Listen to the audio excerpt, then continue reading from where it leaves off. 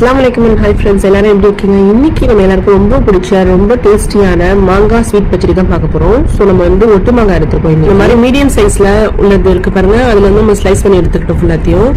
இந்த குவான்டிட்டி நம்ம எடுத்துருக்க குவான்டிட்டி எவ்வளோன்னு பார்த்தீங்கன்னா ஒரு 500 ஒரு கிராம் இருக்கும்.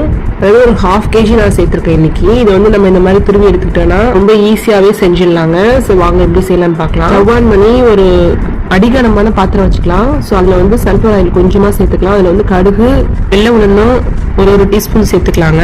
இதில் நம்ம வந்து கருவேப்பிலை சேர்த்துக்கலாம். இது நல்லா நம்ம வந்து வதக்கி எடுத்துக்கலாங்க. இந்த மாங்காய் ஸ்வீட் பச்சடி பார்த்தீங்கன்னா எல்லாருக்குமே ரொம்ப பிடிக்குங்க. டேஸ்ட்டுமே ரொம்ப நல்லா இருக்குங்க.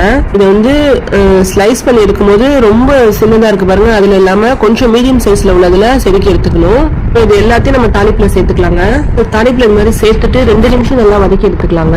நீங்க இது வரைக்கும் நம்ம சேனல் சப்ஸ்கிரைப் பண்ணாம பார்த்துட்டு இருக்கீங்கன்னு சொன்னா ஸ்வீட் ஸ்கின் ட்ரீம்ஸ் சேனலை சப்ஸ்கிரைப் பண்ணி வச்சுக்கோங்க. நம்ம பக்கத்துல இருக்க பெல் ஐகானை கிளிக் பண்ணி வச்சுக்கோங்க. நான் போற வீடியோஸ் எல்லாமே உங்களுக்கு உடனே நோட்டிபிகேஷன் ஷோ ஆகும். வந்து நம்ம மாங்காய் சேர்த்துட்டு இந்த மாதிரி 2 நிமிஷம் நல்லா வதக்கி எடுத்துக்கலாங்க. ஸோ எண்ணெயிலே பார்த்தீங்கன்னா ஒரு 2 நிமிஷம் நல்லா வதக்கணும். ஸ்டவ் வந்து மீடியம் ஹைல வச்சு குக் பண்ணிக்கோங்க. இந்த ரெசிபி பார்த்தீங்கன்னா என்னோட மோஸ்ட் ஃபேவரட் ரெசிபின்னு கூட சொல்லலாம். இந்த ரெசிபி கண்டிப்பா உங்க கூட ஷேர் பண்ணணும்னு நினைச்சிட்டு இருந்தேன். இந்த மாங்காய் ஸ்வீட் பச்சடி பார்த்தீங்கன்னா ரொம்ப ஈஸியான மெத்தட்ல ரொம்ப டைம் எடுத்துக்காம குயிக்காவே செஞ்சிடலாங்க.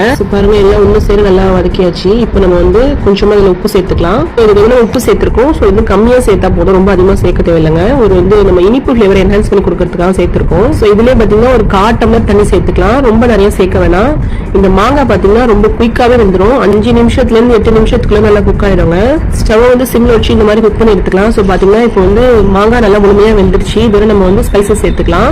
நான் இங்க வந்து ஒரு பிஞ்ச் அளவு மஞ்சள் பொடி சேர்த்துக்கிறேன். 1 டீஸ்பூன் மிளகாத்தூள் சேர்த்துக்கிறேன். சேர்த்துட்டு இந்த மாதிரி எல்லாத்தையும் ஒண்ணா நல்லா கலந்து விட்டுறலாம். இதுல நம்ம சுகர் சேர்த்துக்கலாம். சுகர் வந்து நான் இங்க 2.5 ஸ்பூன் சேர்த்திருக்கேன். அதுக்கு பதில் நீங்க வெல்லம் கூட சேர்த்துக்கலாங்க. மொத்த வெள்ளம் இருக்குல்ல, சோ அது கூட நீங்க சேர்த்துக்கலாம். அப்படி இல்லைன்னா நாட்டு சக்கரை இருக்கு பாருங்க, சோ அது கூட சேர்த்துக்கலாம். உங்களுக்கு எந்த ஃபிளேவர் பிடிக்குமோ அதை சேர்த்துக்கோங்க. ரொம்ப அதிகமா சேர்க்காம இவ்வளவு கம்மியா சேர்த்துட்டாங்க. இனிப்போட டேஸ்ட் வந்து உங்களுக்கு என்ஹான்ஸ் பண்ணி கொடுக்கும். சோ அது மாதிரி உப்பு சேர்க்கும் போது கம்மியாவே சேர்த்துக்கோங்க. அது வந்து பாருங்க, இது நம்ம சுகர் சேர்த்துட்டு இந்த ஸ்பைசஸ்லாம் சேர்த்துட்டு ஒரு 2 நிமிஷம் மட்டும் நல்லா இது மாதிரி குக் பண்ணி எடுத்தா போதும்.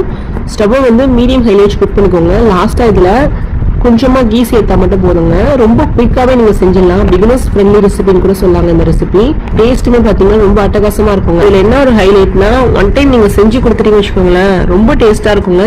நீங்களே வந்து அடிக்கடி செய்ய ஆரம்பிச்சிடுவீங்க. இதுல வந்து நான் வந்து 1 டீஸ்பூன் ஃபுல்லாவே கீ சேர்த்துக்கிறேன். இதுக்குள்ள இப்ப மட்டும் தான் லாஸ்ட் மூமெண்ட் நம்ம சேர்த்திருக்கோம். இப்ப நம்ம ஸ்டவ் ஆஃப் பண்ணியாச்சு.